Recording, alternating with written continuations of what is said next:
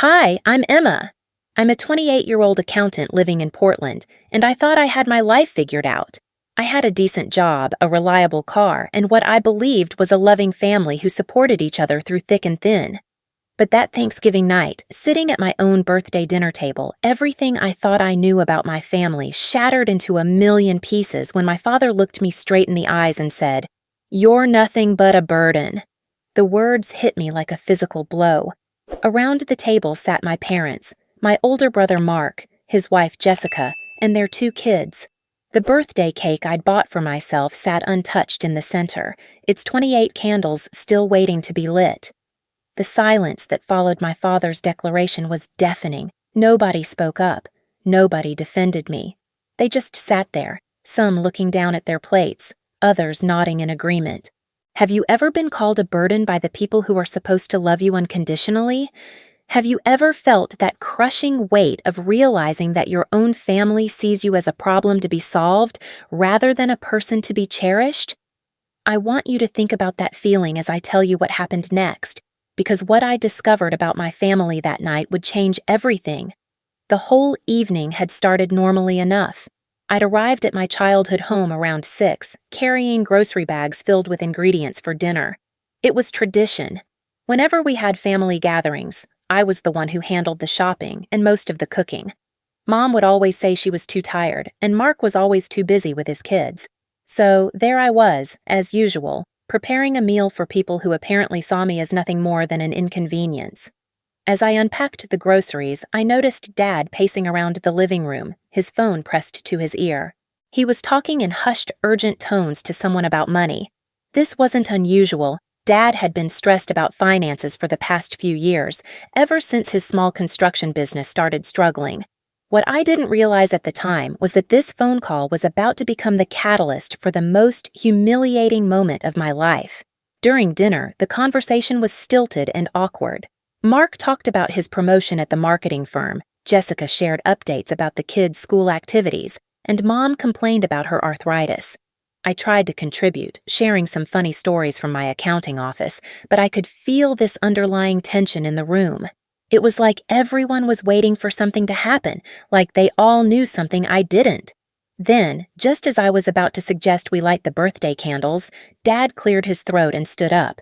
His face was stern, almost businesslike, as if he was about to deliver a corporate presentation rather than speak to his daughter on her birthday. "Emma," he began, and I immediately knew something was wrong by his tone. "Your mother and I have been talking, and we've made a decision. We think it's time for you to find your own place." I blinked, confused. "What do you mean? I have my own apartment downtown. I just come here for family dinners and holidays." "No," Mom chimed in, her voice cold and detached. "We mean we don't want you coming around here anymore. You're 28 years old, Emma. It's time you stopped depending on us and learned to stand on your own 2 feet. My stomach dropped. "Depending on you? I don't understand. I pay for my own apartment, my own car, my own everything. I even buy the groceries when I come here." That's when Mark decided to pile on. "Come on, Em. You know what they mean. You're always here. Always needing something, always creating drama. You're like this dark cloud that follows the family around." "Dark cloud," I repeated, my voice barely a whisper. "What drama? What are you talking about?" "You're always stressed about money, always complaining about your job, always bringing your problems here," Jessica added, not even looking at me as she cut her food. "It affects the kids. They notice when Aunt Emma is upset all the time." I felt like I was in some kind of alternate reality. Stressed about money. The only time I ever mentioned money was when I was trying to help them figure out their budget problems. Always complaining about my job. I occasionally shared work stories just like Mark did. Always bringing problems here. I couldn't think of a single time I'd come to them with a personal problem that wasn't directly related to helping them with something. "I don't understand," I said, looking around the table at faces that suddenly seemed like strangers. "If this is how you all feel, why didn't anyone say anything before? Why wait until my birthday to tell me I'm not welcome in my own family?" That's when Dad delivered the crushing blow. He leaned forward, his eyes cold and calculating, and said, Because we hoped you'd figure it out on your own. We hoped you'd grow up and realize that you're nothing but a burden on this family. You take and never give anything back. You're selfish, Emma. You're a grown woman acting like a child, and we're tired of enabling your behavior." The room spun around me. Burden, selfish, never give anything back. The words echoed in my head as I tried to process what was happening. This was my family. These were the people who raised me, who I'd supported through every crisis, who I'd helped in countless ways over the years, and they were sitting here, on my birthday, telling me I was worthless. "You know what?" Dad continued, standing up and walking toward the front door. "We've already packed your things from your old room. Everything's in boxes by the garage. We want you to take them tonight and don't come back unless you're invited." I sat there in stunned silence as the full weight of their betrayal sank in. They had planned this. They had discussed it, decided on it, and choreographed this humiliation down to having my childhood belongings already packed and waiting. This wasn't a spontaneous outburst of frustration. This was a calculated execution. "But it's my birthday," I whispered, and I hated how small and pathetic my voice sounded. "Which makes it the perfect time for a fresh start," Mom replied, not a trace of warmth or regret in her voice. "For all of us." As I sat there, trying to comprehend the magnitude of what was happening, something clicked in my brain. A memory surfaced of a conversation I'd had with my friend Sarah just 2 weeks earlier. She'd asked me why I always seemed so stressed about money when I had a good job, and I'd explained that I was helping my family with some financial difficulties. Sarah had looked at me strangely and asked, "How much are you helping them exactly?" I'd never really added it up before that conversation, but when I did the math for Sarah, the number had shocked both of us. Over the past 3 years, I'd been contributing significantly to my family's expenses. Not just the occasional grocery run or birthday dinner. I'm talking about substantial, ongoing financial support that had become so routine, I'd stopped thinking about it as help and started thinking about it as just part of being a good daughter and sister. And now, as I sat at this table being told I was a burden who never gave anything back, I realized that my family had absolutely no idea how much I'd been supporting them. They didn't know because I'd never made a big deal about it. I'd never thrown it in their faces or demanded recognition. I'd just quietly handled things because that's what family does for each other. Or so I thought. The most horrifying part was starting to understand that they genuinely believed what they were saying. In their minds, I really was this selfish, dramatic person who took advantage of their generosity. They had somehow managed to completely rewrite history in their heads, erasing every sacrifice I'd made and every way I'd helped them, and replacing it with this narrative where I was the problem child who never grew up. "Fine," I said, standing up from the table. My voice was steady now, calm in a way that surprised even me. "I'll get my things and go." As I walked toward the garage, I could hear them continuing their conversation as if nothing had happened. Mark was asking Mom about dessert. Jessica was wiping her daughter's face. Dad was back on his phone, probably continuing that urgent conversation about money that had started the evening. The boxes of my childhood belongings sat exactly where Dad had said they'd be, neatly stacked and labeled in Mom's careful handwriting. Emma's room, Emma's books, Emma's photos. Looking at those boxes, I felt a strange sense of detachment, as if I was watching someone else's life implode rather than experiencing my own. I loaded everything into my car in 3 trips, and not one member of my family came out to help or to say goodbye. The birthday cake still sat on the table with its unlit candles, abandoned just like I was. As I drove away from the house where I'd grown up, where I'd learned to ride a bike and had my first heartbreak and celebrated every major milestone of my life, I felt something shift inside me. The hurt was still there, raw and overwhelming, but underneath it was something else. Something cold and calculating that I'd never felt before. They wanted me to disappear from their lives because I was supposedly a burden who never contributed anything. They wanted a fresh start without dramatic, selfish Emma bringing them down. Well, they were about to get exactly what they asked for, and I had a feeling that what happened next was going to shock even me, because here's the thing about calling someone a burden. You better be absolutely sure you're not actually depending on them for more than you realize. And as I drove through the dark streets toward my apartment, I was starting to remember exactly how much my family had been depending on me without even knowing it. The next few days were going to be very educational for all of us. The drive back to my apartment felt like moving through a fog. I kept replaying the evening over and over, trying to make sense of what had just happened. By the time I reached my building, a strange clarity had begun to settle over me. If my family truly believed I was nothing but a burden, then maybe it was time they experienced life without their so-called burden. I spent the weekend in my apartment, ignoring the few half-hearted text messages from Mark asking if I was okay. But I wasn't wallowing in self-pity. Instead, I was doing what I do best, organizing and analyzing data. I pulled out my laptop and began the most thorough financial audit of my life. What I discovered over those 2 days was staggering, even to me. I'd been so focused on just helping whenever needed that I'd never stepped back to see the complete picture. But now, with spreadsheets laid out across my coffee table and bank statements covering every surface, the truth was undeniable. For the past 3 years, I had been the invisible financial backbone of my family's entire existence. It started with the mortgage. When Dad's construction business hit rough times in 2021, he'd fallen behind on payments.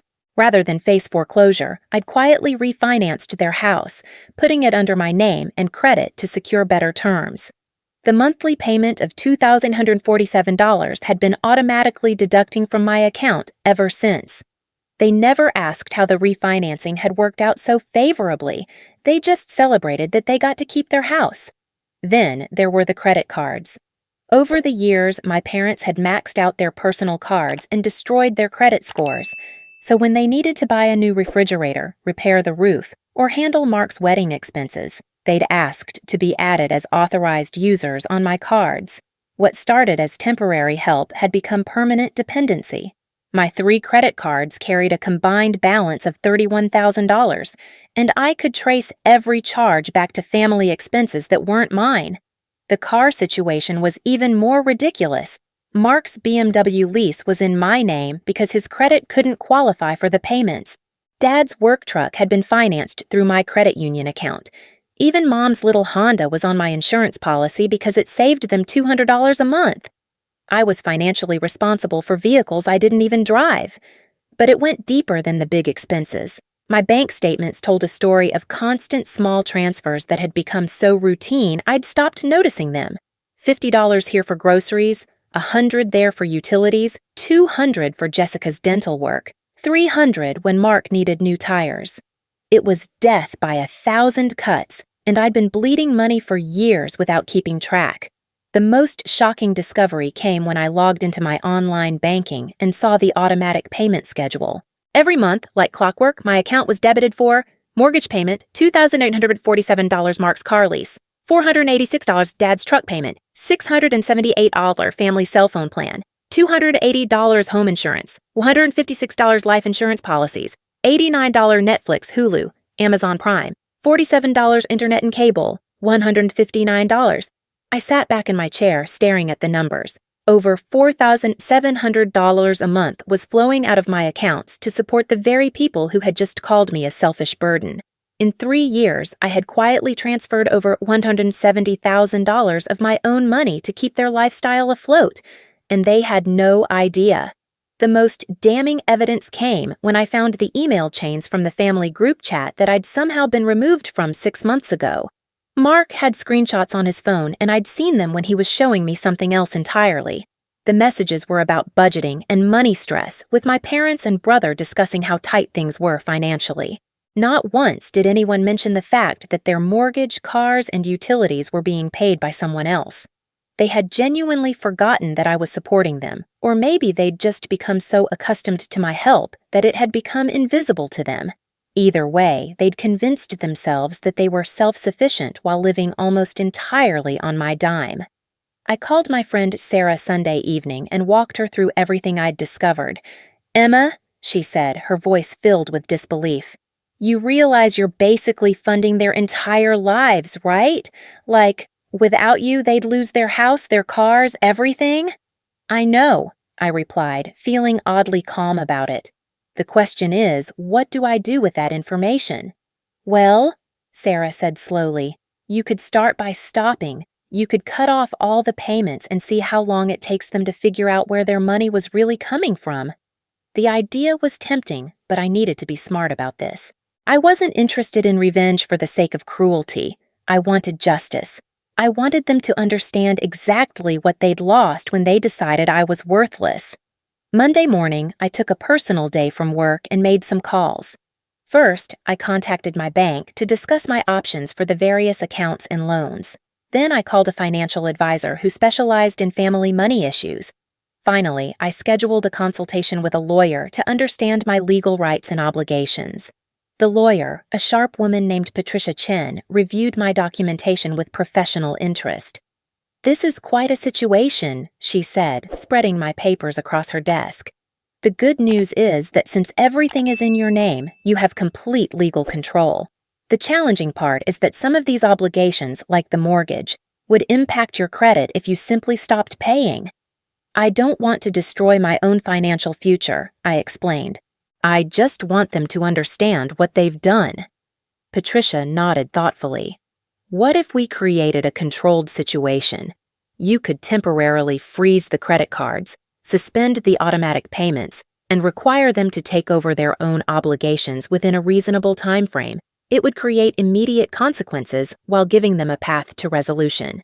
That afternoon, I implemented what I came to think of as the reality check plan. First, I called each credit card company and reported the cards as potentially compromised, requesting immediate freezes on all accounts. This meant Mark's BMW payment would bounce, Dad's truck payment would fail, and any attempt to use the cards would be declined. Next, I canceled all automatic payments from my bank accounts, effective immediately.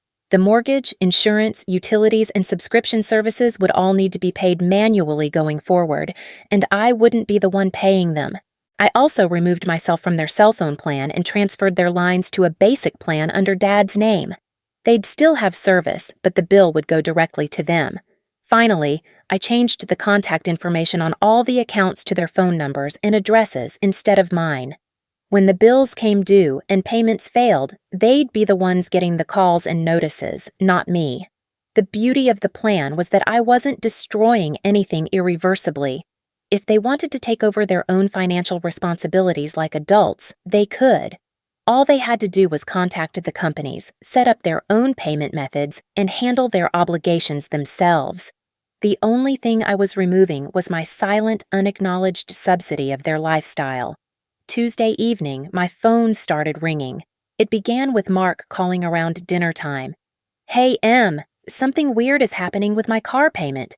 The dealer says my card was declined. Do you know anything about that? That's strange, I replied, keeping my voice neutral.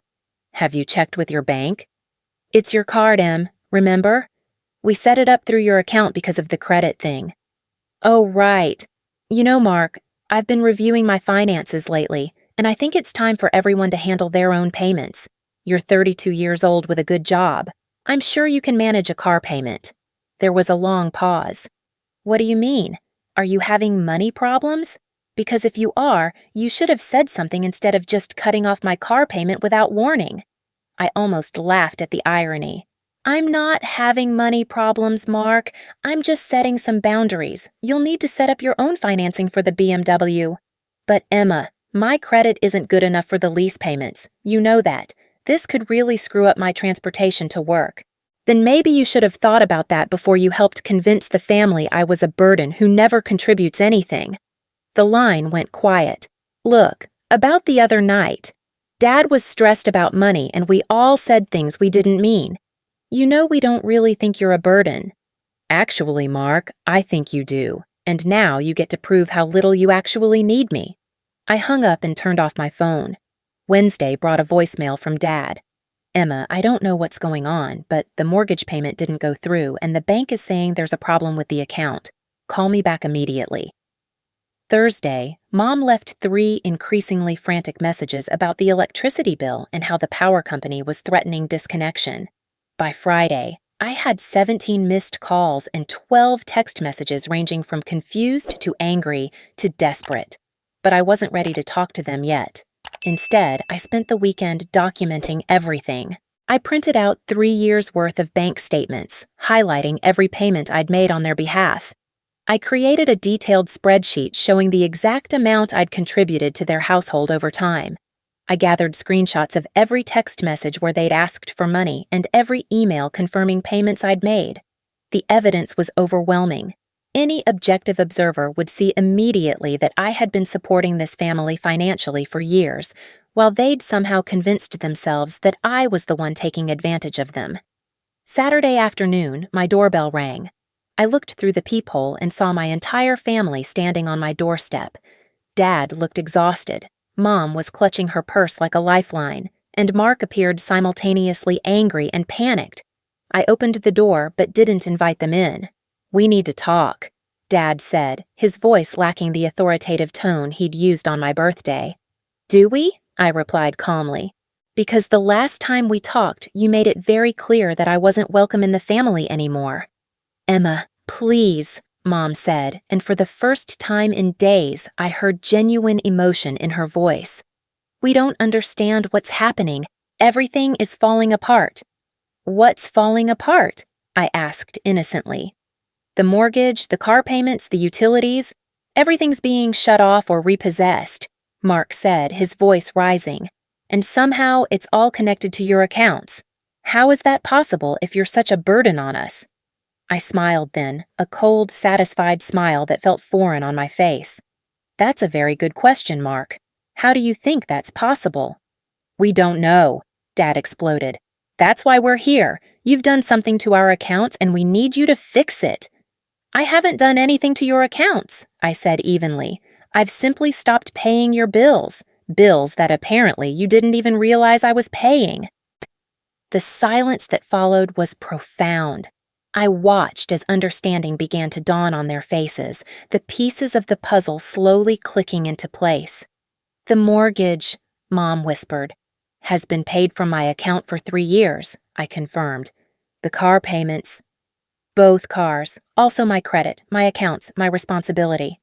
The utilities, the insurance, all me, every month, automatically, without any of you noticing or acknowledging it." Dad's face had gone pale. "But we never asked you to."